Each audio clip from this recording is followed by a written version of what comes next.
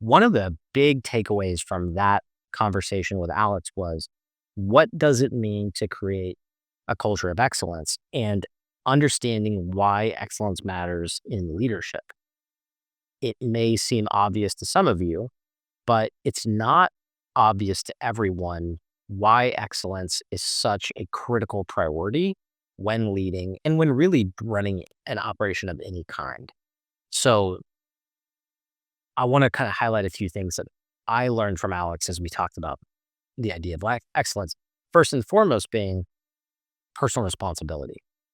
Uh, if you guys are familiar with Jocko Willink, you've seen Extreme Ownership. He obviously has a very intense brand, and he has a very intense way of saying everything. But the idea of extreme ownership basically comes down to personal responsibility, right?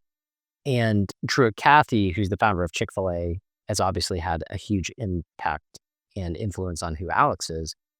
He said that Truett has this famous quote that he's known for in Chick-fil-A, and it's that perfection is the expectation, and we will tolerate excellence. And he also has a quote where he says, if it's to be, it's up to me, that kind of truism. And I think that personal responsibility is an important part of excellence because it is a personal decision. It's not something that you can really choose because someone else wants it for you, or you can understand because of someone else. It's really on a need to know basis, right? You have to need excellence in your life. You have to care about it from a place of personal motivation and personal desire, or it's not really going to manifest itself because it's difficult. It's costly. It requires sacrifice. Excellence means that there are certain things that you say no to in order to say yes to that which you're pursuing excellence in. So excellence requires personal responsibility. Something else that I think is really important that Alex highlighted was the idea of partnership. He used Starbucks actually as an illustration for this because the employees at Starbucks often refer to themselves as partners. And so partnership ultimately deals with not like something on a cap table with whether or not you have equity in a business, right? It deals with if whether or not you have a stake in something, a personal stake in something, right? An emotional, a mental, a psychological stake in it. Do you genuinely care about how something does? Does it thrive? Is its performance strong? Are you winning? Right? You cannot technically be an owner, but still function like a partner.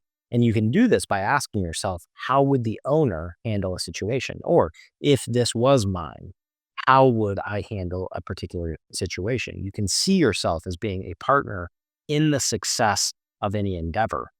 And excellence comes from that mentality, a mentality that says, I care about this.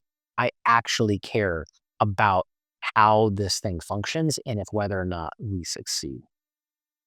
Another idea was competence, right? Competence deals with how we bring our unique value to a situation or a skill set. We can either do it with a high degree of competence or we can be mediocre.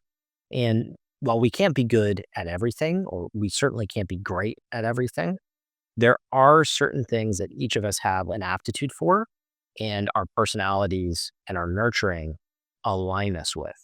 And so, if whether or not we possess the skills to deliver on a brand promise is really important. When we personally, as leaders, don't have the skills to deliver on a brand promise, what do? We hire, we delegate, we train and develop. We find people that have the raw talent or the nurtured aptitude in order to be successful in a particular skill set. And we give them the opportunity to be the subject matter expert or to be the star player in that lane. We have to ask ourselves, what does true care look like in this situation? And we have to recognize that competence is more than just having good intentions, but it's about executing according to a standard. And so far we've talked about personal responsibility. We've talked about the idea of partnership and asking yourself, how would the owner handle something?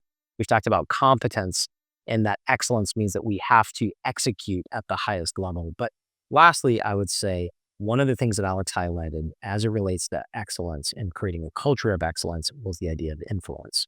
And I've said this oftentimes, but the environment he's coming from in Chick-fil-A is a really great example of not just a chicken company, right? Not just a people company, but a leadership development company. And the reason that Chick-fil-A is ultimately as successful as they are isn't because they have great products, although they do.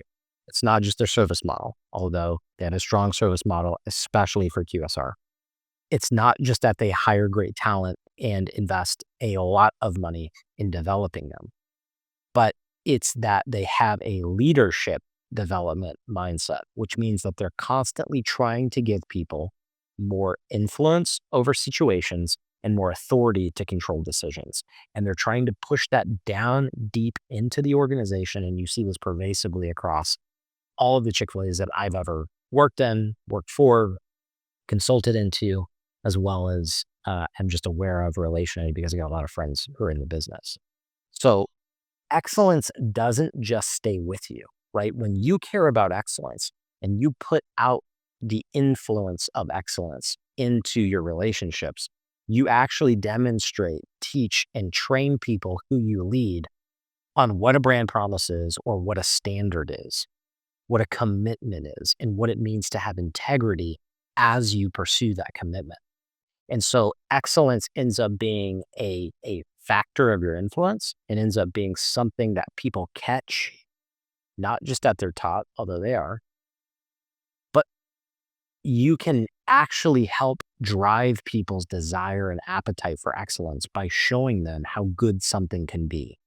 And Alex used some sports analogies and illustrations to get at that. And I think there's lots of uh, elite programs across the country, whether that's in college athletics or professional athletics. And you can see there's a big difference between the players who are performing at the highest level of excellence and the cohorts that are just underneath them. It's not always just a fine line. Sometimes the highest performers perform leaps and bounds beyond what their what their second and third layer uh, cohort competes at. And so I loved what Alex taught us as it related to excellence and the culture of excellence.